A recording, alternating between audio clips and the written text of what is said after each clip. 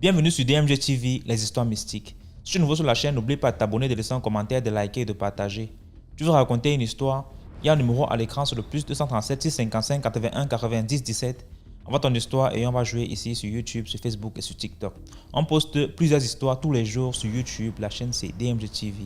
Et on a une deuxième chaîne YouTube où on poste tous les 15 heures une histoire exclusive. La chaîne c'est DMG TV, histoire mystique exclusive. Donc n'oubliez pas de vous abonner aussi de ce côté-là. Après la diffusion de 12 heures en direct, il y a aussi une autre diffusion à 14 heures sur la deuxième chaîne. DMG TV, histoire mystique exclusive. Donc, allez faire un tour là-bas aussi. Voilà. Les directs sont sur TikTok le mercredi et les vendredis à 20h00 heure du Cameroun. Donc, ceux qui veulent monter en direct, nous raconter leur histoire, c'est sur TikTok. Et ceux qui veulent envoyer leur histoire, ceux qui n'ont pas le courage, trop de courage ou bien n'ont pas un compte TikTok, envoyez vos histoires sur WhatsApp, plus 237 655 81 90 17. Et on va jouer ici sur Facebook et sur YouTube et sur TikTok. Voilà, donc écoutons la première histoire. S'il vous plaît, avant d'écouter la première histoire, laissez un like, commentez, partagez, c'est très important. Première histoire. Bonsoir DMJ, j'espère que tu vas bien. C'est la fille du Sud. Je suis encore venue te raconter une nouvelle histoire. Elle ne sera pas très longue, mais je tenais à vous la raconter. Elle s'est déroulée ici en France. L'histoire, c'est l'histoire d'un homme. L'histoire d'un jeune homme. Il habite ici en France et tout. Et il a plusieurs copines. C'est-à-dire que sur Snap, en fait, on va dire que Snap, c'est son terrain de chasse. Et c'est le genre que il te drague. Toi, tu es peut-être soit en Afrique. Il ciblait beaucoup les filles d'Afrique. Il te drague. Vous sortez ensemble. Il va te promettre le mariage. Il va te dire comment il va t'épouser, comment il va venir faire le toqué-porte, comment il va venir faire la dot et tout. Bref, il te promet monts et merveilles. Et toi, et bon, il fait tout pour te rassurer. C'est comme ça qu'il avait dans l'habitude de faire ça, tu vois. Et je rappelle qu'à son actif, il avait déjà six toqué-porte derrière lui, sans concrétiser. C'est-à-dire qu'il vient faire le toqué-porte comme ça, là. Après, quelques temps après, il a disparu. Il a changé de numéro. Tu n'as plus de ses nouvelles. Et c'est pour ça qu'il ciblait beaucoup les filles en Afrique. Parce que elles sont en Afrique là-bas. Et lui étant ici en France, il ne donne pas des informations genre où il habite. Il va mentir. Il va raconter ce qu'il veut en fait. Et tu n'as aucun moyen de vérifier. Même quand certaines des filles, leur frère, peut-être un frère ou un cousin en France et tout, il n'y a même pas moyen de vérifier parce qu'il va tout faire pour éviter. Ou alors s'il rencontre peut-être une famille éloignée de la personne ici en France, il va donner rendez-vous peut-être dans un resto, mais on n'a jamais vraiment su où il habitait, où il restait. Alors, comme ça qu'il avait dans l'habitude de faire ça. Donc, je répète, il avait assis toqué porte à son actif. On sait qu'il fait ça pourquoi, on ne sait pas. C'est donc comme ça qu'il tombe encore sur une fille, on va l'appeler Johanna. Ça commence bien, Johanna est vierge. Donc voilà, Johanna elle a 25 ans, elle est vierge, elle est témoin de Jéhovah. Je ne... C'est juste, je raconte juste l'histoire, elle est témoin de Jéhovah et elle attend le mariage. Il drague la fille refuse. Je pense que ça a été peut-être le fait qu'elle ait refusé, ça l'a poussée à chasser, comme on dit que l'homme c'est un chasseur. Il drague la fille lui dit que non, moi je veux le mariage. Je ne sais pas si tu es là pour jouer avec moi ou moi je veux me marier et je suis vierge. Donc, je donne ma virginité à celui qui va m'épouser. Donc, c'est pour ça qu'elle lui disait toujours. Il a donc commencé, il voulait tellement la voir, c'est-à-dire qu'il a donc commencé à lui courir après. Il a commencé à la flatter, machin. Elle n'est pas au courant de ses antécédents. La flattait tellement qu'elle était tellement intéressée. Elle a commencé à être intéressée. Elle a commencé à le revoir, à accepter ses invitations. Plusieurs fois, le gars a tenté des choses. Elle a toujours refusé. Et il a fait comme s'il respectait sa décision. Il n'y a pas de souci. Il s'est donc dit que avec elle, il va faire comme avec les autres. Il a commencé à lui dire que non, moi, je vais t'épouser. Moi, je vais être avec toi. Il faut dire que tu penses à me présenter à ta famille. Tout ça en l'espace de 6 mois. Il a même dit que, ah, moi, non, je vais devenir témoin de Jéhovah. DMG. Il est même devenu témoin de Jéhovah. C'est-à-dire qu'il faisait même le toquer pour les témoins de Jéhovah qui passent là, de porte en porte là. Il passait même de porte en porte avec elle. Il lui montrait vraiment que il était investi. Et dans tout ça, ils s'étaient peut-être seulement embrassés, ils se tenaient seulement la main. Même le genre que caresser même, elle ne voulait pas. Et la fille, elle était de plus en plus en confiance et tout, parce que c'est lui-même, on va dire, qui lui prêchait déjà la bonne nouvelle. Quand la fille même peut-être encore juste l'embrasser ou lui faire un câlin, c'est lui qui va dire que non, on a dit qu'on attend le mariage, moi je suis d'accord. Donc, il donnait l'impression que c'était ce qu'il voulait. Il dit donc à la fille que non, bon, au bout de 6 mois, le septième mois, il dit à la fille que moi, je sais que tu es la femme de ma vie. Regarde, tu as réussi à me convertir. Moi, je suis déjà croyant. J'ai quitté, je ne pêche plus. J'ai quitté la mauvaise vie que j'avais. Et la fille avait tellement la poudre aux yeux que elle, elle avait ignoré les signes derrière parce que il y a eu plusieurs fois où on l'a contacté, des numéros inconnus l'ont contacté pour l'avertir que ah, la personne que tu es avec là, il a déjà tel antécédent. Il a si toqué porte, il a fait ceci, il a fait cela. On lui envoyait même les preuves. Elle disait que non, c'est son homme de destinée, que même s'il a quel antécédent derrière, c'est son homme de destinée. Et le mec lui prouvait tous les jours que non, il est là, danger. Donc, elle n'en a pas, elle n'y croyait pas. Et soit elle y croyait, ou soit qu'est-ce qui s'est passé dans sa tête, on ne sait pas. Donc, sa famille, sa famille qui est euh, au Cameroun, là-bas, oui, voilà, bon, c'est au Cameroun. Sa famille qui est dans au Cameroun, là-bas, c'est que non, elle a trouvé quelqu'un de bien. Sachant qu'il n'avait pas un mauvais boulot, il était ingénieur informatique, il est ingénieur informatique. Donc, et sa famille est un peu aisée au Cameroun. Ce qui faisait en sorte que, de temps en temps, il pouvait envoyer son frère, ses frères qui étaient au Cameroun, faire des petits cadeaux, des petits trucs qui mettaient la famille en confiance. Jusqu'au moment où il dit qu'il va faire le toquet porte à la fille, pour mettre la fille en confiance. Il dit, écoute, moi, demain, je vais envoyer ma famille faire le toquet porte chez toi. Voilà. Et dans tout ça, c'est il avait des complices. Ce n'étaient pas ses parents. Ses parents n'étaient pas au courant de sa vie d'MG. Il avait un oncle et une tante au Cameroun qui vivaient au village. Voilà. Et à chaque fois qu'il fallait faire le toquet porte, c'est toujours ceux-là qui l'envoyaient. Dans les familles au Cameroun, on n'a jamais vu son père et sa mère réellement. La personne qu'on connaît, c'est cet oncle et cette tante-là, et ce frère-là, qui était de mèche. Voilà, qui était dans leur don. Il payait son oncle et sa tante pour aller faire ça, si tu veux. Donc, les familles à qui il a fait ça savaient que non. Ça, c'est l'oncle, ça, c'est la tante. Voilà. Ça, c'est le père et la mère, alors que non, c'est l'oncle et la tante. Voilà. OK. Donc, cette fois-ci, alors, il, le même scénario se répète, en fait. Il mandate son oncle et sa tante du village là d'aller jouer les acteurs comme ils jouent.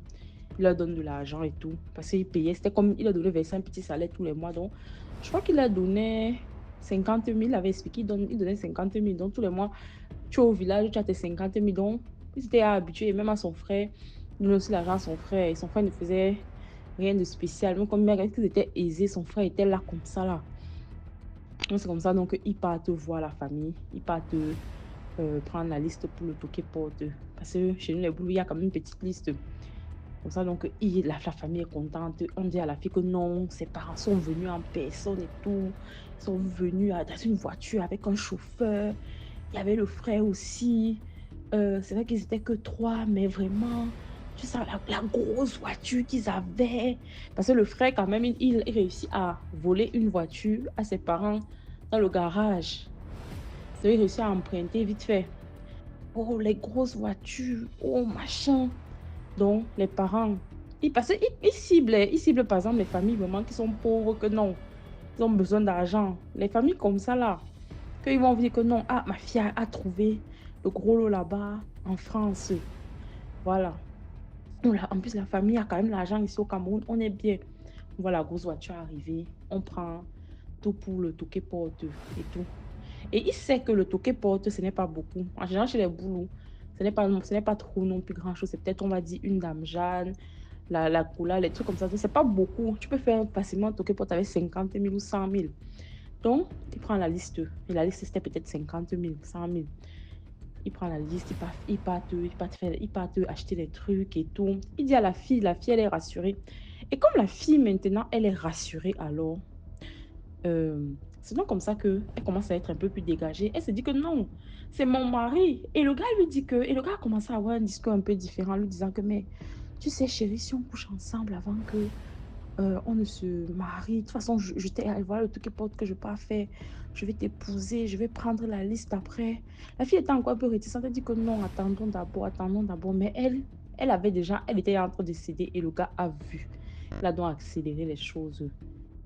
DMG. Le toquet porte était 2 jours avant. Le gars a fait venir la fille chez lui. Les 2 jours avant, le toquet porte était 2 jours avant. La fille a fait 4 jours chez lui avant le toquet porte. Je ne sais pas si vous voyez. Il a donc accéléré les choses. Il chauffait la fille. Il était doux, attentionné pour que la fille se laisse faire, pour que. La famille de la fille attend. Ils savent que le toquet porte, donc, 4 jours avant, ils savent que le toquet porte, on va dire, le toquet porte va être samedi. Et la fille, elle est, on va dire, chez le gars depuis mardi. La famille sait que le toquet porte, c'est samedi. Donc, et ils se préparent en ébullition. Et je précise quand même que ce que le gars ne savait pas, c'est que la famille était légèrement compliquée. Donc, dans sa famille-là, il y avait certains oncles au village là qui ne blaguaient pas. Voilà, vous avez déjà compris. Donc, pendant le côté protestant samedi, la fille, elle a mardi. Il a tout fait, la fille a refusé. La fille a cédé. Pardon, la fille a cédé vendredi. MG, il a couché avec la fille. Il a dévié la fille. Il a dévié la fille. Il a tout fait à la fille la nuit là. Elle s'est dit que non, le toquet pot va être samedi. De toute façon, c'est déjà mon mari.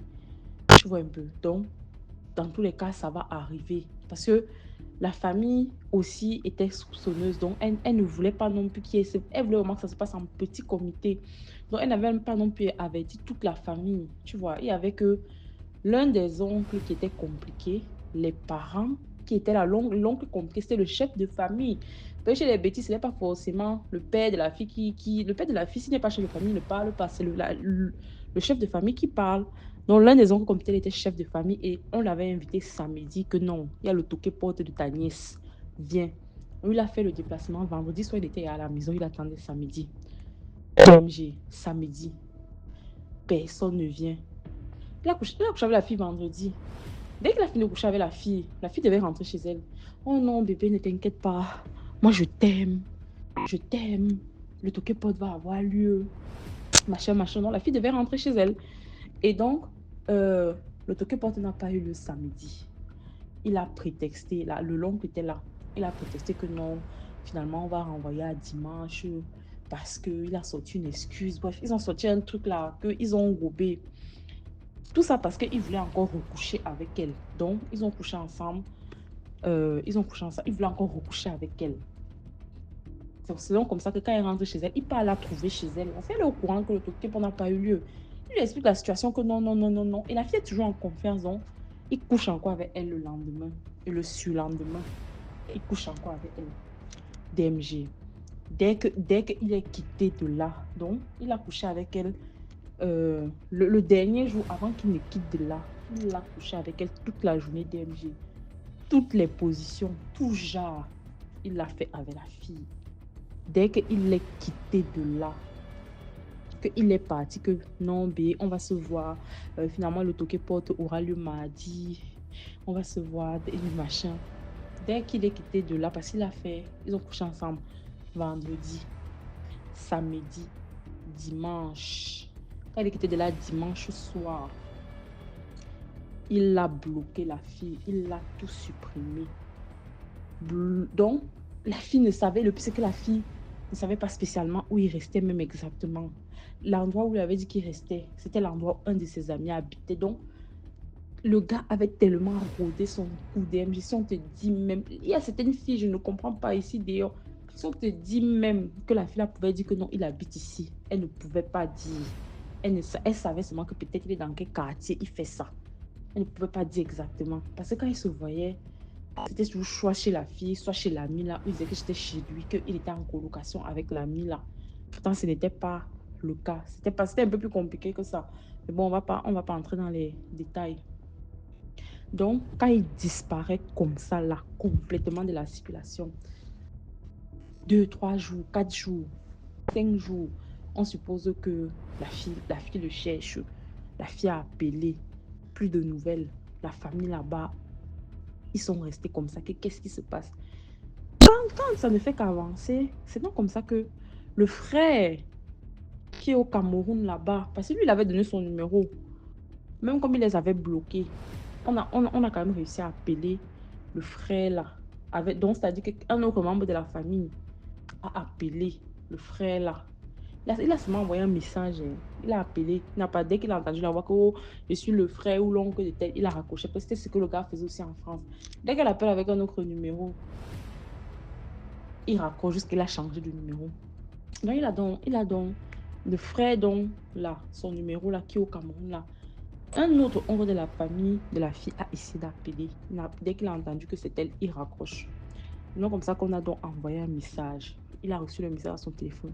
Le message disait que nous voici, tu nous as déplacés pour rien, tu nous as humiliés pour rien. Ton frère a utilisé notre fille, elle est inconsolable là-bas en France. Elle menace même de se suicider. Si dans 5 jours, je dis bien que 5 jours, tu ne viennes pas, lui-même il ne descend pas ici, ou alors quelqu'un de votre famille réelle ne vient pas nous expliquer ce qui se passe, nous expliquer cette honte que tu es en train de mettre sur nous là, ce qui va se passer dans les mois à venir, vous n'allez pas croire. Donc, il a écrit ça propre, il a envoyé. Et l'oncle et le frère a quand même vu le message. Et son gars a quand même battu que, hey. Donc, c'est ça qu'il transfère le message à son frère ici en France. Il dit que voici le message que j'ai reçu de la famille. Là, je pense que c'est grave. Parce que ce n'était jamais arrivé. Donc, la fois où il faisait ces trucs-là, c'était jamais arrivé. C'était la première fois que ça arrivait. Donc, c'est comme ça que quand il reçoit le message là, il dit caca, ils vont me faire quoi? Ils vont rien faire, ça va faire comme les autres. Lui, il avait repris sa vie. Il était mis à retourner dans sa ville. Il avait à changer de ville. Donc, lui, il n'était même plus là, en fait. Donc, la fille n'avait même plus aucun. Dès qu'il voyait seulement un numéro qu'il appelle, il entend que c'est la fille, il raccrochait. Donc, il ne voulait même plus.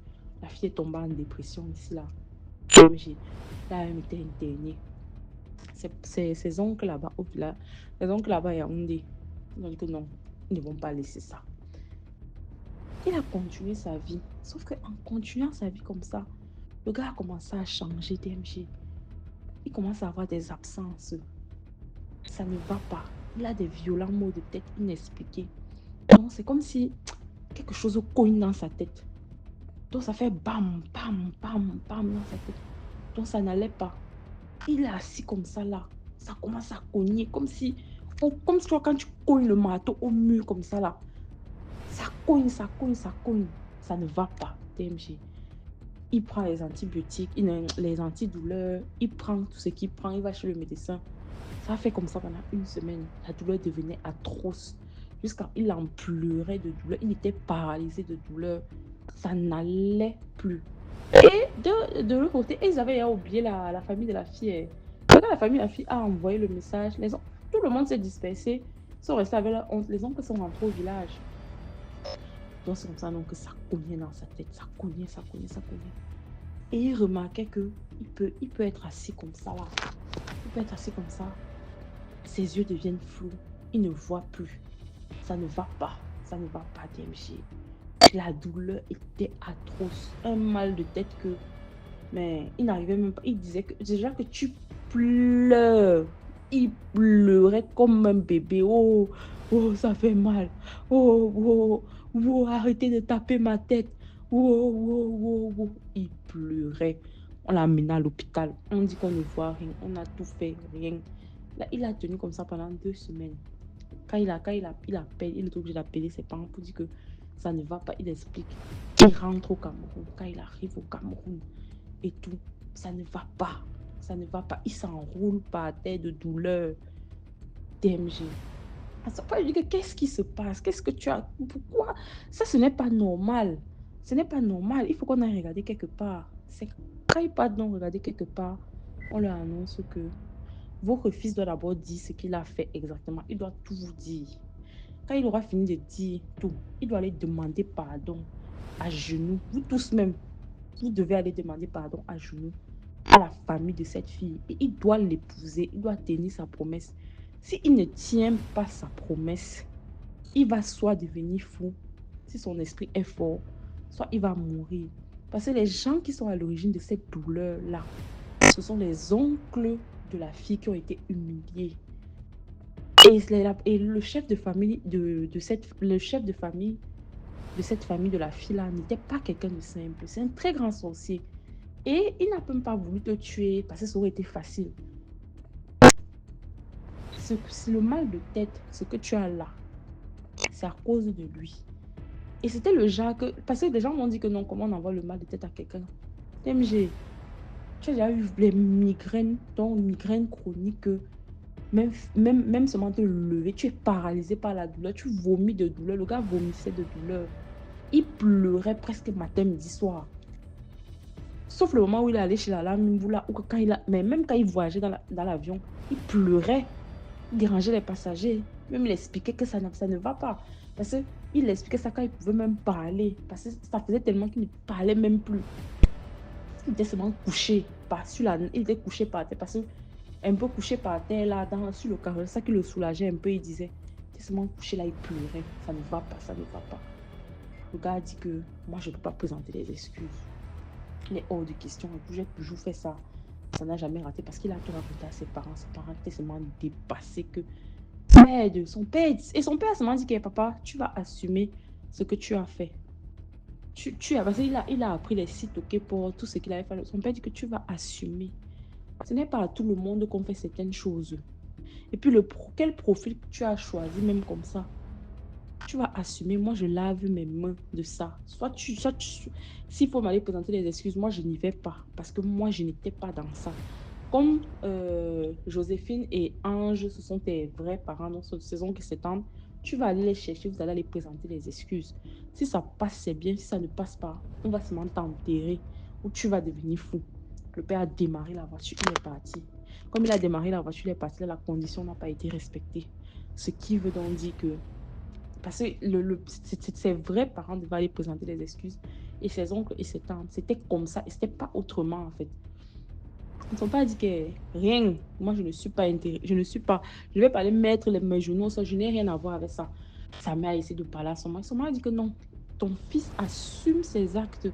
L'a supplié. Papa, papa. Et les mots de tête s'intensifiaient tellement qu'il en criait.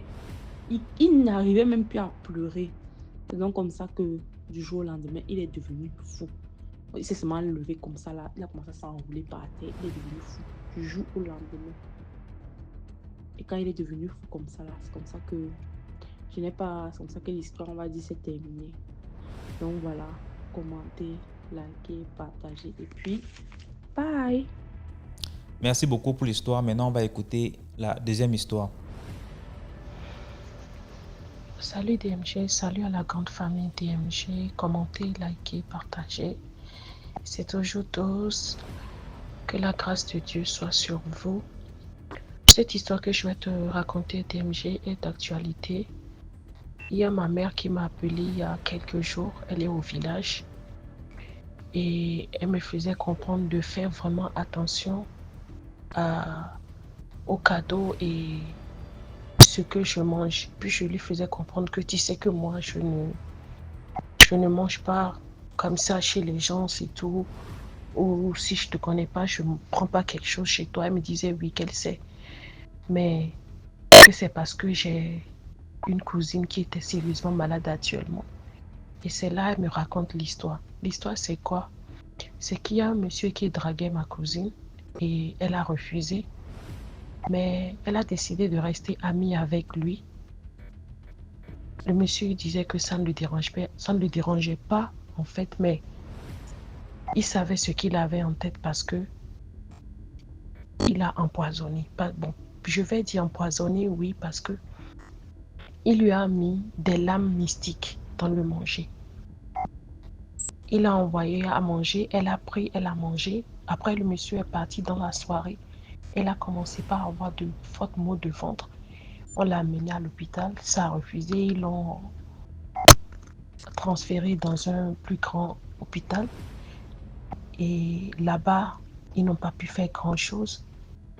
Et c'est sa mère qui a eu la brillante idée de la ramener au village et puis de la mener aller voir un praticien Et c'est le monsieur qui les a dit, mais l'enfant a mangé des lames mystiques. Vous vous rendez compte des lames mystiques? Oh Seigneur. C'est le monsieur qui a fait des médicaments. Ils ont fait boire à la fille. Et puis elle a vomi des lames. Elle a vomi des lames.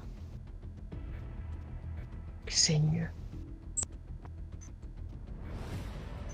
Et à l'heure où je vous parle, elle n'est pas encore complètement rétablie, mais ça va beaucoup, beaucoup mieux. Les filles, faites attention. Il n'y a pas d'amitié. Une personne qui vient de te draguer, si tu ne veux pas, il n'y a pas une affaire d'amitié. Chacun prend sa route, c'est pas compliqué. Restez poli, mais que chacun prenne sa route. Moi, je vois beaucoup de filles qui, elles disent je ne veux pas, mais elles passent le temps à manger n'importe comment. Faites attention. Ce qui rentre dans le ventre, c'est difficile de sortir. Prenez soin de vous et que Dieu vous bénisse. Merci DMG et excellente soirée à toi. Merci beaucoup pour l'histoire. Maintenant, on va écouter la troisième histoire. Coucou DMG, coucou à toute la communauté, en tout cas likons, partageons et faisons grandir la communauté. C'est moi, Marlène du Congo, Brazzaville. Je viens encore avec une toute petite histoire de deux copines. Ça m'a été expliqué par une amie à moi qui m'a expliqué l'histoire de ces deux copines. Vous voyez, non? Donc, je vais prendre Sandra et Rose, deux copines. Deux meilleures copines à Brazzaville, ici, là, elles habitaient au quartier Talangai.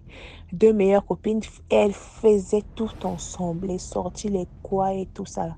Maintenant, entre-temps, l'une des copines avait, Sandra. Sandra avait beaucoup d'égards, en fait. Beaucoup d'égards qui lui draguaient. Quand tu sortais avec Rose, c'est toujours Sandra qu'on draguait. Maintenant, Rose, elle n'était pas jalouse, mais elle avait aussi des gars, mais pas plus que Sandra. Maintenant, il faut un gars à donner la carte de visite à Sandra et tout. Ah, tu es trop belle et tout, je te veux son numéro et tout. Sandra a dit, ah, j'ai tellement d'égards que je suis déjà fatiguée. Hein, Rose, prends pour toi le gars là. Vous voyez, c'est Sandra qui a donné le gars à Rose. Vous voyez. Et donc, Rose, elle s'habitue maintenant au gars, elle appelle le gars, il lui dit, ah, mais c'est pas toi que je voulais, c'est Sandra que je voulais. Oh non, non, non, non, mais c'est moi que Sandra m'a donné. Donc, Sandra avait donné le gars à Rose. Maintenant, le gars là a commencé à donner des millions à Rose, c'était 2 millions, 3 millions. Sandra, malgré tous ces gars là, il a dit que ah, c'est moi qui lui ai donné le gars là. Maintenant, pourquoi le gars là lui donne beaucoup d'argent comme ça? Je crois que c'était un crédit qui peut donner les 50 000, les 10 000, comme les autres. Par jalousie, elle allait voir les mamans voyantes, les mamans bicoudi. Les mamans bicoudi qu'on appelle au Congo, c'est des voyantes. Quand elle part là-bas, Sandra, elle part là-bas, elle dit non, non, non, moi j'ai dit, moi, c'est moi qui ai donné le numéro à la copine Rose et tout, patati patata, j'ai vu qu'on la fasse du mal et tout ça. Là. Comme elles sont des meilleures copines, elles supportent un peu tout. Et non, Sandra part dans la maison de Rose, elle prend un habit de Rose, elle va donner chez la maman Bikoudi. La maman Bikoudi prend un bout, elle coupe. Et Sandra vient remettre l'habit de Rose chez Rose. Rose a pris l'habit, elle a porté. Depuis que Rose a pris l'habit, elle a porté, elle n'a plus de chance en amour. Son copain l'a laissé, tout est parti. Sandra a commencé à faire les voyages de Dubaï et autres, et autres. Maintenant, Rose voyait ça anormal. Ah, moi, ma copine, on n'a pas d'argent. Subitement, moi, je n'ai plus rien, je suis maintenant là, je vis dans la précarité et tout. Qu'est-ce qui se passe? Elle est partie encore constamment, elle a dit, oh, mais c'est ta copine là qui allait te faire du mal. C'est ta copine là qui a pris ton habit, tel habit. Elle aussi, elle voit l'habit, elle a dit, ah, donc c'est ça. Là où je vous dis, là, l'autre aussi allait faire son retour à l'envoyeur. Les deux sont devenus chien et chat. Elles sont en train de se faire des pics. L'autre a fait l'accident avec sa voiture et tout. Donc, je sais pas. Elle m'a expliqué l'histoire là à peine avant-hier. Elle me dit que c'est chaud là-bas. Les deux filles sont en train d'aller chez les féticheurs faire ça. L'autre a fait pour l'autre. L'autre a fait pour l'autre.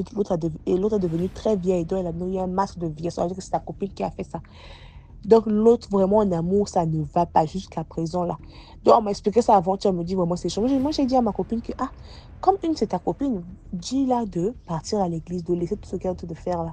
Si elle veut redevenir bien, non, elle n'a qu'à ne plus faire du mal à l'autre, comme ça, Dieu va la bénir, Dieu va l'enlever tout ce qui est impur en elle, pour la faire du bien, en fait. Je comprends pas les histoires des femmes qui aiment se faire du mal à cause des hommes. Franchement, je suis désolée.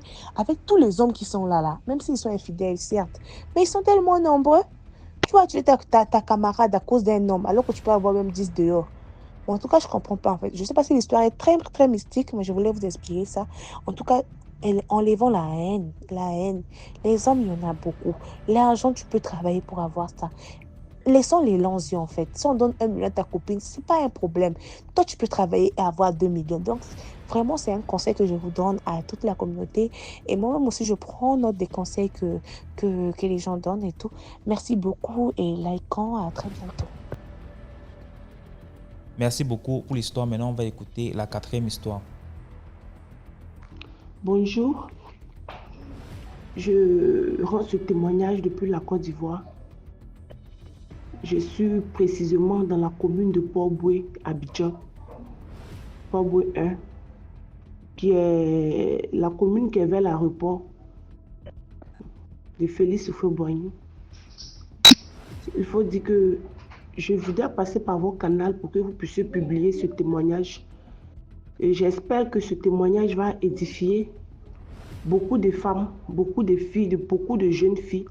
Parce qu'il faut dire qu'aujourd'hui, là, la vie partout, le monde entier est vraiment, ça fait peur. Le monde fait peur. La vie d'aujourd'hui fait peur.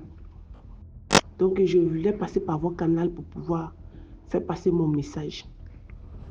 Il faut dire qu'à l'époque, je suis quelqu'un, j'aimais beaucoup m'amuser.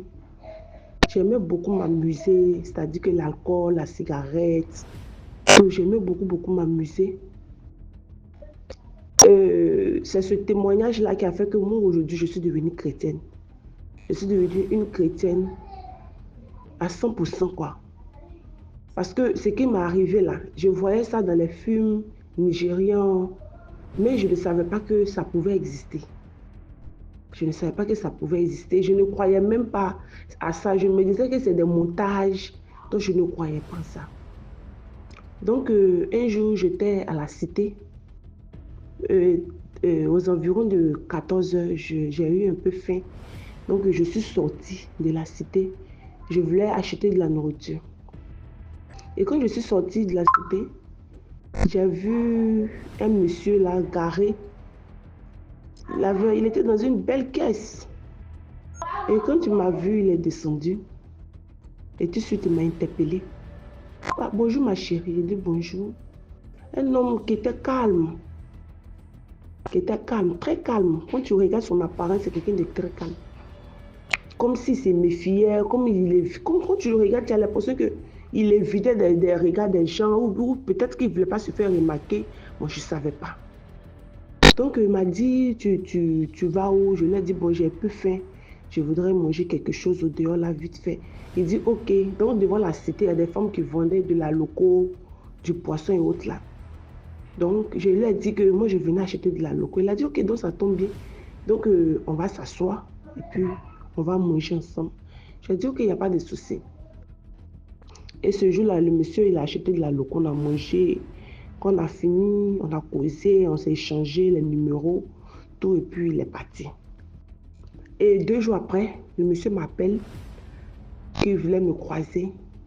Il est venu jusqu'à devant la cité, il est venu me chercher, nous sommes partis à l'aéroport un midi. Il y a des restaurants aussi dans l'aéroport. Et nous sommes allés prendre quelque chose. Et c'est comme ça, c'est parti. Le monsieur ne m'a jamais demandé de sexe. Et moi, ça me faisait un peu bizarre, puisque on partait maintenant dans 1 mois, 1 ou 2 mois. Le monsieur ne m'a jamais demandé de sexe. Mais il mettait tout à ma disposition, il me donnait de l'argent. En tout cas, je ne comprenais pas. Pour finir, je me demandais, mais Abidjan ici, là, c'est quel homme tu vas croiser, il ne te demande même pas le sexe. Et puis, il met tout à ta disposition. Les nouveaux vêtements, de l'argent. Je partais dans les coins que je voulais. En tout cas, c'était la belle vie avec lui, quoi. Mais j'étais tellement, comment dirais-je même, ignorante. Donc, moi, j'étais là comme ça. J'ai dit, bon, peut-être que pour l'instant, il n'est pas encore prêt pour me demander le sexe. Donc, bon, je suis à l'écoute. Et nous sommes restés dans ça jusqu'à 3 mois. Et le 3e mois, Il m'a dit qu'il voudrait m'inviter, il avait ses amis. Bon, je voulais préciser son ethnie. Voilà. C'est un Béninois. Voilà, parce que quand nous avons causé, il m'a dit qu'il est Béninois, Togolais. Les Béninois Togolais. J'ai dit OK. Donc, quand nous sommes rentrés dans le 3e mois, il a décidé de m'inviter à Grand Bassam. Pour ceux qui maîtrisent Abidjan, voilà, Grand Bassam était la capitale d'Abidjan. Donc, nous sommes partis.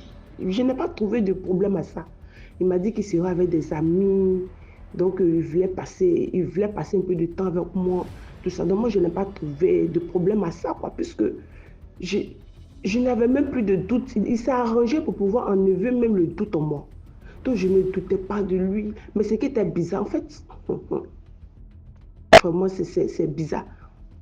C'est bizarre parce que si je dis que j'étais ignorante, comment quelqu'un qui vient derrière toi, tu ne le connais pas, tu ne sais pas où il habite. Seulement, comme il me donnait l'argent, moi, je me foutais du reste, quoi. C'est ce que moi, je me disais. Et nous sommes partis à Bassam aux environs de 21h. C'est-à-dire que nous sommes quittés même à Abidjan même pour partir à Bassam. Et arrivé à Bassam, il y a un petit bar quelque part là-bas dans la commune de... On appelait la quartier France de Grand Bassam, pour ceux qui connaissent Bassam. Et nous sommes allés, nous étions assis au quartier France. Nous sommes restés là jusqu'à, je crois que 2 heures du matin par là. Et moi, quand je sors comme ça, bien vrai que j'aime m'amuser, mais quand il y a du monde, je ne prends pas trop d'alcool. Je peux prendre au moins une bouteille, simple une bouteille. Dans ce jour-là, j'ai pris une seule bouteille d'alcool. J'ai pris une saucisse, la petite bouteille. Mais je me rappelle que je me suis levée pour rentrer dans les toilettes. Et quand je suis revenue, j'ai continué à boire la même boisson, puisque je me disais que bon, j'avais commencé à mettre confiance en ce monsieur sans m'en rendre compte. Donc j'ai bu, quand j'ai fini de boire, j'ai vu qu'une seule boisson, ça commençait à me rendre comme quelqu'un qui s'est drogué, quelqu'un qui était ivre jusqu'à fatigué. Donc je ne comprenais pas. Donc je lui ai demandé, mais pourquoi je me sens bizarre comme ça? Il dit non, peut-être que c'est l'alcool, bon, ça dépend, tout ça m'a mis, je ne sais pas. Donc il a dit, bon, puisqu'il est 2 heures du matin, on va aller se reposer.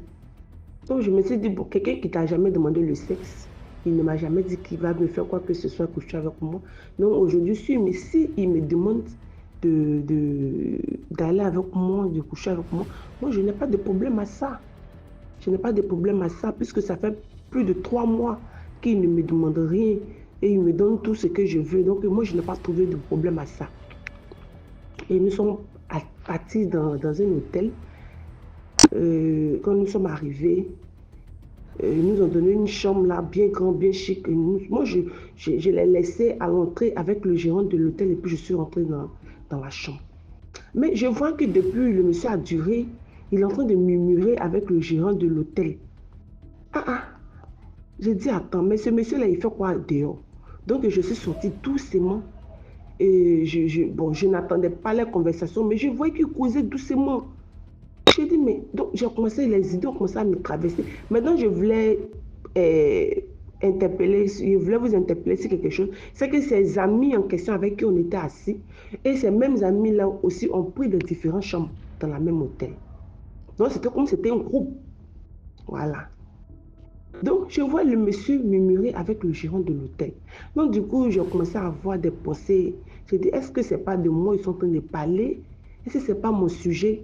Après, j'ai vite chassé ça de mon esprit. J'ai dit, non, mais il me connaît, oui, puis il va causer de... Le gérant me connaît, oui, puis ils vont causer de moi. Bon, puis ils sont en train de parler d'autres choses. Donc, moi, je suis rentrée tout de suite dans la chambre. Et j'étais dans la chambre jusqu'à... J'ai vu que le monsieur a duré. Et ce qui était bizarre, c'est que je vous assure que dès que le monsieur est entré dans la chambre de l'hôtel, dès que ce monsieur est entré dans la chambre de l'hôtel, je me suis effondrée dans l'immédiat. Ça s'est passé tellement rapidement que je ne sais pas comment expliquer. Je me suis écoulée sur le lit. Moi-même, j'étais déjà un peu fatiguée, j'avais déjà des yeux qui tournaient. Mais ce jour-là, il y a quelque chose qui s'est passé que je n'arrive pas à expliquer. Donc, je me suis écoulée, tombée sur le dos comme ça, et puis je regardais le plafond.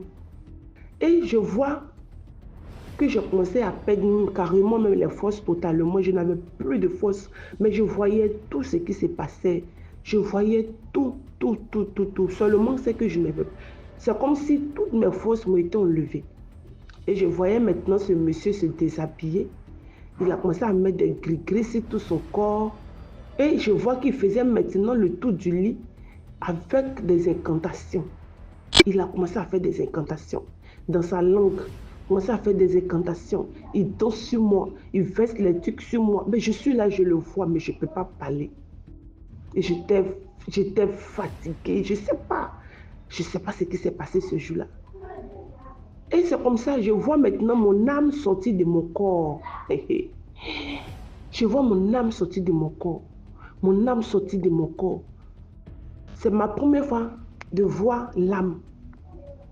Je vous assure que ce jour-là, j'ai compris que ce qui se passe dans les films nigériens, dans les films, c'est la vérité. Hein?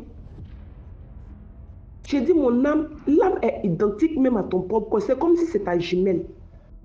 Mais l'âme est sortie de mon corps carrément. Pendant que le monsieur continuait de faire des incantations, il dansait. Et quand mon âme est sortie totalement, mais je voyais que mon âme était tellement triste. Mon âme était tellement triste. Et mon âme a croisé les bras comme ça. Et l'âme est allée s'arrêter comme ça à l'entrée de la porte vers le mur. Et mon âme me fixait. Et j'étais couchée maintenant. Au commencement, j'ai dit que c'est ce qui a fait que j'ai accepté. Je suis devenue chrétienne, moi. Voilà, c'est mon propre témoignage. C'est ce qui a fait que je suis devenue chrétienne. Et c'est là que j'ai connu le Seigneur Jésus. C'est là que j'ai connu le Seigneur Jésus. Parce que quand l'âme est sortie de mon corps était couché maintenant. Et j'ai senti une présence. C'est-à-dire que je ne sais pas comment expliquer. Ceux qui sont spirituels, peut-être qu'ils vont me comprendre. Parce que moi-même, là, je n'ai pas compris ce jour-là ce qui s'est passé. J'ai senti une présence comme une personne qui était assise là à côté de moi. Et qui me disait, il faut demander pardon à Dieu. Demande pardon à Dieu. Demande pardon à Dieu. Mais comment un corps qui est couché là, qui n'a plus de vie, son âme est sortie de son corps, et cette personne communiquait avec mon corps. Puisque je ne pouvais plus parler, non, je vous assure que je ne sais pas comment je vais vous expliquer, mais j'ai eu comme quelque chose m'a visité, comme une chaleur, et j'ai commencé à méditer les paroles dans ma pensée. C'est pourquoi j'ai dit que peut-être celui qui est spirituel peut me comprendre. Puisque le corps n'était plus en moi, l'âme n'était plus en moi. Mais cette personne a arrivé à communiquer avec moi. Et c'est comme ça que j'ai commencé à méditer. Seigneur, pardonne-moi si c'est toi qui es à côté de moi. Pardonne-moi si tu m'enlevais dans cette situation-là. Aujourd'hui, là, si je sors d'ici, là, je vais te donner ma vie. Je ne sais pas si c'est toi, mais je ne sais pas. Je parlais que celui... Et tout d'un coup, la personne me disait, il y avait une chantre de choses, je ne sais pas si vous la connaissez. Elle s'appelle Sandrine Doubli, elle avait une chanson là. La chanson là dit que tu es le Dieu créateur, mon Père, mon libérateur, le grand vainqueur. Donc, cette personne me disait, il faut chanter ce cantique-là. Et je commençais. Pendant ce temps, je vous assure que le monsieur continuait. Ça s'est passé tellement dans l'immédiat. Vous savez, les choses spirituelles se passent tellement rapidement.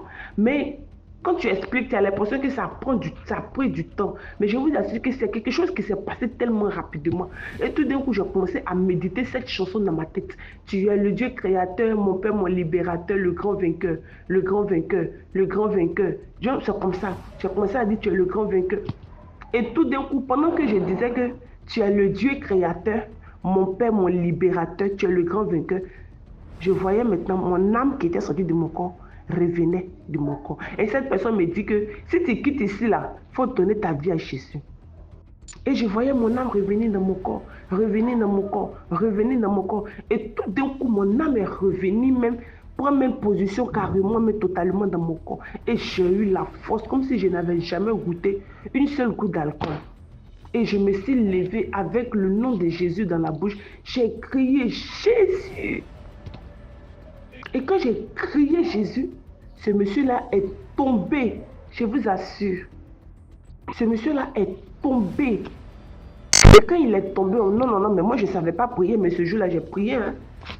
J'ai prié. J'ai dit, Seigneur Jésus, je sais que c'est toi qui m'as délivré aujourd'hui. Et puis ce qui est bizarre, excusez-moi du thème, mais mes monstres sont venus tout d'un coup. Beaucoup. C'est-à-dire que le monsieur même là, tout son médicament était gâté même. Son médicament est gâté.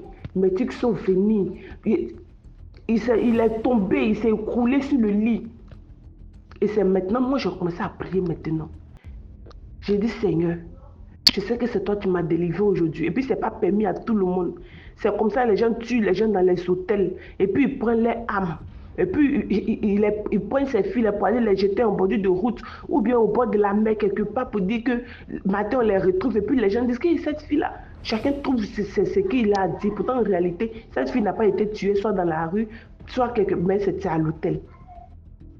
Et c'est comme ça, j'ai commencé à prier. J'ai dit qu'il reste dans un sommeil profond. Si c'est toi, le Seigneur Jésus, tu m'as délivré là, que ce monsieur-là reste dans un sommeil profond jusqu'au petit matin. Et j'ai donné même mon heure. J'ai dit à Dieu que ce monsieur-là reste dans le sommeil jusqu'à 6 heures. À ce moment-là, je vous assure qu'il était 2 heures, beaucoup, 3 heures comme ça. Le monsieur est resté dans le sommeil profond. Je vous assure que je n'ai pas dormi. Pendant ce temps, quand nous sommes arrivés, en ce moment, le monsieur a couché. Hein. Moi, j'ai prié que je suis rentré sur la douche. J'ai prié, j'ai fini de prier, je suis rentré sur la douche, je me suis lavé, rincé. Vous savez, peut-être que quelqu'un peut me dire que pourquoi tu n'as pas fui pour sortir, mais c'est pourquoi j'ai précisé pour dire qu'ils étaient en groupe et que lui et son moyen là, eux tous ils ont pris, chacun a pris une chambre d'hôtel. Donc si je courais que je partais quelque part d'autre, peut-être que là-bas ils vont me prendre pour terminer le travail que ce monsieur n'a pas pu terminer. Donc ce jour-là, Dieu même m'a donné, il enlevait la peur en moi. Il enlevait la peur, je n'avais pas peur. Je n'avais pas peur parce que c'était un combat spirituel. Je n'avais pas peur, donc peut-être que je me dis que c'est ce qui a fait que j'ai été sauvée. Parce que si je partais dans quelque part d'autre, ils allaient me prendre, ces mêmes personnes-là, ils allaient me prendre. Donc aux environs de 4 heures du matin, 5 heures, oui, 5 heures du matin, parce que j'ai dit 5 heures parce que le téléphone du monsieur était sur le lit, et puis lui-même il a mis son téléphone sur silence. Hein. Donc le portable a commencé à sonner, j'en ai regardé, j'ai vu qu'il était 5 heures. Et je vois le gérant d'hôtel. C'est affiché sur son écran. Mais je n'ai pas décroché. Donc j'étais là. J'étais assise auprès du monsieur qui dormait profondément. Mais je continuais de prier. Et je vois maintenant, la personne vient taper maintenant au portail. Vous savez, si on doit libérer la chambre de l'hôtel, je sais que c'est le lendemain à midi. C'est ce qui est normal. Mais le gérant vient taper la porte à 4 heures. Il vient faire quoi? C'est mon corps, il venait chercher. C'est mon corps, il venait chercher comme ça. Non, mais je vous assure, ce jour-là, je ne peux jamais oublier ce jour-là. Et j'ai ouvert la porte au gérant. Quand il m'a vu, de toute façon, il a tiqué. Je lui ai demandé, mais qu'est-ce qui se passe? Il dit non. Et le tonton, je dis, mais tu demandes après le tonton à cette heure-là, à 5 heures du matin, pendant que si on doit libérer ta chambre, c'est à midi. Il dit non, il n'y a rien. Je dis non, tu ne peux pas me dire qu'il n'y a rien. Qu'est-ce qui se passe? Il dit non, il n'y a rien. Et puis il a fui. J'ai vu le gérant courir pour partir. Quelque chose me dit, rentre et referme la porte sur toi. Je suis rentré, il a fermé la porte à double clé. Et je suis rentré encore, je continuais de prier. Je vous assure que je suis resté dans la prière jusqu'au matin à 6 heures. L'heure que j'ai donnée à Dieu pour que, s'il arrive, que le monsieur se réveille, parce que moi, je ne veux pas qu'il meure. Je ne veux pas prendre des pots cassés. Donc, quand 6 heures arrivées, je vous assure que le monsieur a sursauté sur lui. Il a commencé à se toucher la tête, se toucher les pieds, se toucher le corps. Il est quelle heure? Je dis, il est 6 heures. Il dit, aïe, Mais hé, chez toi, mais pourquoi tu as arrêté? Pourquoi tu as arrêté? Est-ce que ça va chez toi? J'ai dit, ça va très bien chez moi. En ce moment, dès que j'ai vu que le monsieur s'est réveillé, j'ai ouvert la porte à ce moment, il était 6 heures. Donc j'avais un pied au dehors dans le couloir et puis j'avais un pied dans la chambre. Comment il va courir pour m'attraper? Donc je lui ai dit, il est 6 heures. Il me dit, mais est-ce que ça va chez toi? Il dit, ça va très bien chez moi. C'est pas tout le monde on sacrifie, mon ami. Et puis je suis sorti, j'ai dit, tu me trouves dehors, puis je suis parti. J'ai sorti dehors. Et c'est comme ça. Moi, je suis rentré sur Abidjan. Donc là, voici mon témoignage pour dire que vraiment la vie est très très dangereuse. Qu'on fasse très attention là où on va, ceux qu'on croise. Il y a des personnes, mais quand tu les vois là, tu penses qu'ils sont innocents. Mais c'est des personnes qui sont très dangereuses. Donc vraiment, sur ce témoignage, c'est pour édifier mes soeurs. Merci beaucoup et bonne journée à vous.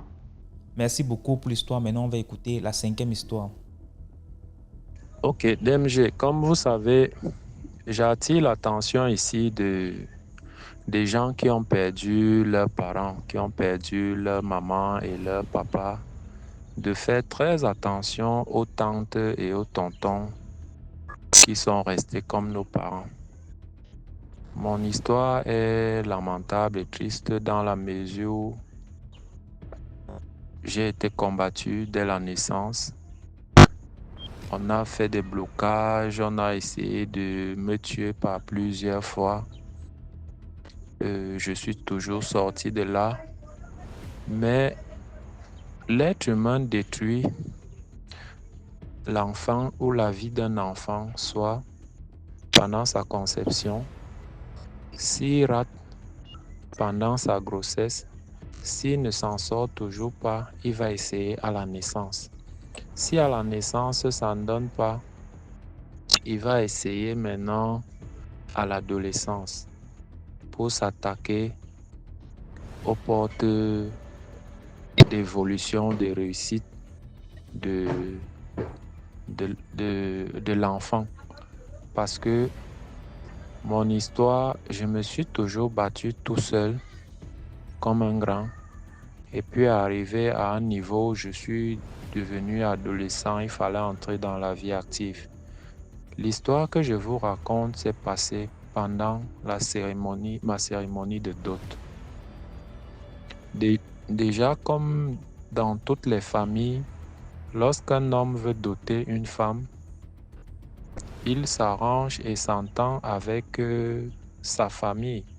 Chacun essaie de choisir dans la liste qu'on a donnée ce qu'il peut contribuer avec. Mais dans mon cas, ce qui m'a d'abord surpris, c'est que personne n'a rien choisi dans la liste. Donc j'ai fait ma dot tout seul. C'est la veille de la dot et le jour de la dot que certains donnaient les 5 000, les 10 000 et tout. Mais chose surprenante, c'est que la veille de la dot, lorsque la famille s'assoit pour s'apprêter, pour essayer de boucler le programme, comment est-ce que la dot va se passer, qui va prendre la parole, ainsi de suite. Il y a eu la sorcellerie où mon oncle et sa fille se sont engueulés pendant la réunion et il y a eu bagarre. Mon oncle a donné un coup de poing à sa fille qui est tombée évanouie. On l'a portée, on l'a amenée à l'hôpital et les pourparlers se sont arrêtés. Le lendemain, lorsqu'il fallait aller à la dot,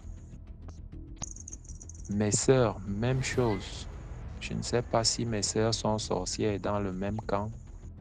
Mes sœurs se sont liguées contre moi.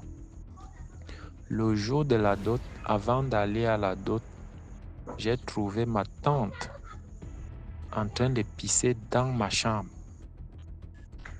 Donc j'arrive dans ma chambre pour prendre de l'argent. Je trouve ma tante en train de pisser. Pisser comme quelqu'un qui est aux toilettes, en train de pisser. Je lui demande, Tantine, l'autre là, ça signifie quoi? Depuis quand tu pisses dans la maison, depuis que je te connais, je n'ai jamais entendu un seul jour que tu as fait des besoins sur toi ou tu as pissé dans ta chambre. Elle me répond qu'elle pensait qu'elle était aux toilettes. Bon, moi j'ai banalisé ça que elle peut-être elle est ivre, elle a bu et que elle ne sait pas où elle se trouve. Maintenant, on retourne pendant la dot. Lorsque la famille découvre enfin qui je suis, ce que je fais dans ma vie pour gagner mon pain quotidien, tous se sont exclamés, étonnés que mais comment quelqu'un que nous on considère comme un rienton se retrouve à ce niveau. Ça a créé un autre problème là. Tu as caché à la famille, machin, truc et tout et tout. Et du retour de la dot, je viens surprendre mon oncle encore à son tour dans ma chambre avec ma petite sœur. Il dit qu'il veut coucher avec ma petite sœur sur mon lit. Ma petite sœur était en train de lui dire que non, tonton, tu ne peux pas faire ça. Je suis ta fille. Comment tu veux dire que tu veux coucher avec moi? Il dit que mais tu es une femme. Non, je suis un homme. Si je couche avec toi, ça fait quoi? Rien qu'une seule fois. L'enfant dit non. Il dit que non. Laisse-moi donc mettre seulement le bout. Elle dit que non, je ne peux pas accepter que tu fasses ça.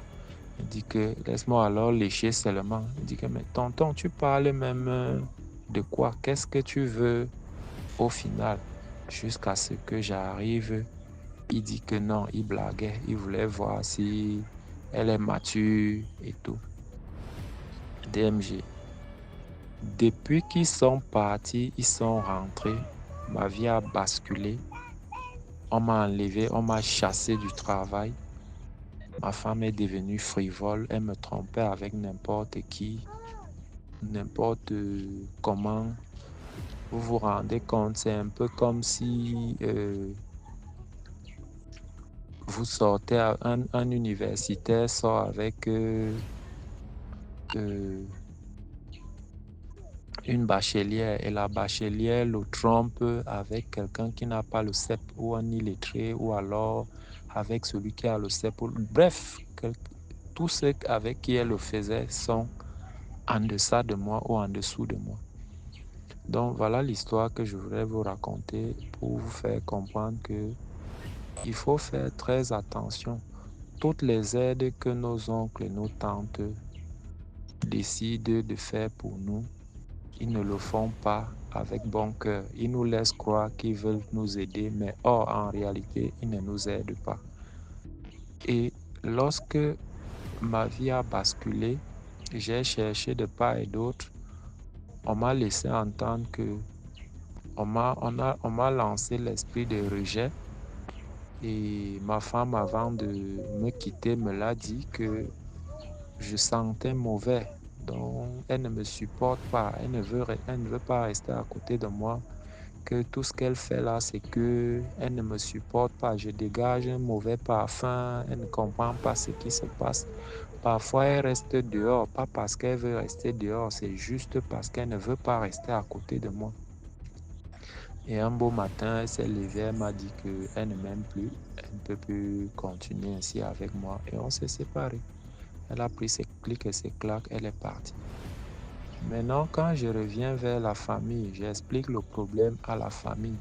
Je demande à mes tantes si elles peuvent faire quelque chose pour moi. Elles disent qu'elles ne connaissent rien, elles ne savent pas où elles peuvent aller. Je demande à mon oncle, il dit également que lui ne connaît pas où il peut aller. Pourtant, quand ils ont des problèmes, quand leurs enfants ont des problèmes, ils savent où aller, ils trouvent des solutions pour leurs enfants. Mais moi, subitement, ils disent que et ils ne connaissent rien et ils ne savent pas où m'amener et tout. Donc voilà un peu l'histoire que je voudrais partager avec vous parce que si j'essaie de raconter ça moi-même avec des détails, certains pourront me reconnaître peut-être sur le plan vocal et ceux qui avaient assisté peuvent le reconnaître et tout et tout. Donc, merci bien pouvoir raconter cela afin que ça aide les uns et les autres à faire très attention. Parce que pour détruire un homme, on le détruit par sa plus grande porte qui est le mariage. La vie sentimentale d'un homme, c'est la porte d'élévation pour cet homme. Donc, si on perturbe la vie sentimentale d'un homme, tout ce qu'il va vouloir faire, ça ne va pas donner. Merci bien et très bonne soirée à vous. Merci beaucoup pour l'histoire. Maintenant, on va écouter la 6e histoire. YouTube, il y a DMG Productions. Là, on poste tous les lundis, on poste un film. Tous les lundis, il y a un nouveau film à 17h00. Les films, c'est les histoires qu'on réalise aussi. Tous les lundis, la chaîne, c'est DMG Productions. Coucou DMG, coucou à toute la communauté, c'est Marlène du Congo-Brazzaville. Je vais expliquer une histoire que j'ai vécue. L'histoire qui m'a fait mal au cœur, franchement. Depuis mon école primaire jusqu'en terminale, je n'avais jamais redoublé. J'étais toujours première de ma classe au Congo-Brazzaville, précisément dans la ville de Ouesso. Bon, j'étais à cheval entre Pointe-Noire et Ouesso et tout. Et j'arrive en terminale dans la ville de Ouesso. Il y avait mon côté paternel. Ça, c'est une autre histoire que je vais vous expliquer. Mon côté paternel avec on ne s'entend pas. Mes petits frères paternels font dans la même école que moi. Donc, de temps en temps, ils partaient dire à la maison là-bas, non, il y a Marlène, elle est trop intelligente, elle sont toujours première et tout. Et arrivant en terminale, je vous dis que j'étais toujours la première. Je fais le bac la première fois, je ne réussis pas. Je me suis dit que c'était normal. Il y a des moments où tu peux être intelligente et tu ne reçus pas un examen, c'est normal. Je refais la deuxième fois, je ne réussis pas. Ma mère m'a dit jamais. Tu es tellement intelligent, tu peux pas faire le bac 2 fois pour ne pas réussir. Je vous dis qu'on allait voir partout, ma mère et moi, tout ce monde-là. On est allé voir partout. On me dit que c'est mon côté paternel. Parce qu'ils ont dit partout qu'ils doivent me mettre dans une bouteille. Ils ont écrit mon nom dans une bouteille. Ce qu'on peut te dire. Les gens qui ne me connaissaient pas, on partait chez des inconnus. Ils ont dit non. Ils ont écrit ton nom dans une bouteille pour que tu ne puisses pas réussir à ton examen. Même la première fois, tu veux déjà réussir ton examen. Mais c'est eux qui ont fait ça. Ma mère m'a dit jamais. On est rentré dans des neuvaines de prière et autres. J'ai dit à ma mère, moi je suis courageuse en fait. J'ai dit, bon maman, moi je vais aller leur parler pour savoir ce qui se passe. J'ai fait convoquer une réunion familiale de mon côté paternel, mes tantes, mon père, ma grand-mère paternelle. Je leur ai dit, moi je vous ai rien fait, je suis une enfant. Je suis une enfant, je vous aime tel que j'aime ma famille maternelle. Si aujourd'hui je réussis à mon examen, à mon bac, ce sera pour votre bonheur à vous aussi. Je vous aime beaucoup, j'aimerais juste avoir une ouverture de porte pour mon examen. Ils sont tout à se fâcher que non, on n'est pas sorcier, non, on ne fait pas de sorcellerie, c'est monter. Je dis, en tout cas, je n'accuse personne. Moi, je veux juste faire comprendre que je n'ai pas de problème avec vous. Je vous aime comme j'aime ma mère. Donc, s'il vous plaît, je veux juste demander la voix pour faire mon examen dans les bonnes formes. Je leur ai parlé comme ça et tout, je vous dis. Et l'année-là, j'ai fait mon examen, donc la 3e fois, et j'ai réussi à mon examen. On est allé voir partout, ils ont dit, vous voyez, on vous l'avait dit. Ta grand-mère t'a pardonné et tout ça là. Et je vous dis, j'ai réussi à mon examen. Je n'ai pas fait dans la même ville là. Donc, je suis allée faire ça loin. Personne ne savait. J'avais aussi informé à personne, juste à ma mère. Je vous dis, le lendemain, c'est ma grand-mère qui m'appelle. C'est là où nous avons confirmé que c'était une histoire mystique, c'était eux. La grand-mère m'appelle. Je dis, allô mamie? Elle me dit, oh, donc toi, on te libère pour que tu aies ton examen. On a délibéré, tu n'appelles pas les gens. Je vous dis que j'étais étonnée parce que j'avais reçu l'information à 18h. J'ai juste informé à ma mère. Mon téléphone était éteint, donc je n'ai informé à personne. Ma mère elle-même, elle avait tellement peur que même ma soeur aînée, tout le monde dans la famille ne savait pas que j'avais eu mon bac. Donc, j'étais tellement étonnée. J'ai dit, mamie qui t'a dit, donc, tu penses que je suis une petite fille? On t'a fait avoir ton bac. C'est ce qu'elle m'a dit. On t'a donné la porte pour avoir ton bac. Tu as eu ton bac. Tu ne dis pas merci. Aïe. J'ai dit, ok, désolée, mamie, merci. Merci pour l'ouverture que vous m'avez faite. J'ai seulement dit ça. J'ai raccroché, j'ai appelé ma mère. Ma mère m'a dit, tu as vu? Je me suis encore mise dans les prières, les neuvaines, les chapelets. J'ai compris que vraiment, les examens, il faut vraiment prier pour vos enfants quand ils font des classes d'examen. Surtout quand l'enfant est intelligent. Je vous dis, j'ai vécu ça 2 années d'affilée. 2 années, j'ai raté mon bac, alors que j'étais première en terminale C. Les gens étaient étonnés, j'étais même une référence. J'ai même une copine qui a raté son bac, elle dit à sa maman que non, même Marlène a raté aussi. Maman dit, oh, Marlène aussi a raté. Tellement j'étais une référence, j'avais méga à cause de l'examen. Même mon côté paternel ne voyait pas ça du bien. Ils s'étaient dit que non, j'ai mon bac, j'allais réussir et tout. Comme pour eux, le bac, c'est synonyme de réussite. Aujourd'hui, j'ai mon bac et tout ça là depuis des années. Mon bac aujourd'hui, peut-être 11 ans. Mais je vous dis que j'ai subi. Mon bac à 10 ans parce que j'ai raté, sinon j'aurais dû avoir 11 ans. Je vous dis que j'ai subi. En tout cas, c'était juste pour sensibiliser la famille. Pour sensibiliser la famille, en tout cas, d'être toujours attentif. Les parents de toujours prier pour leurs examens. Les enfants sont dans les classes d'examen, priez pour eux, soyez attentifs. L'enfant ne s'entend pas avec le côté paternel, priez pour le côté paternel en question. Merci beaucoup, à très bientôt. Bye bye. Merci pour l'histoire. Voilà, c'était tout pour aujourd'hui. J'espère que vous avez aimé.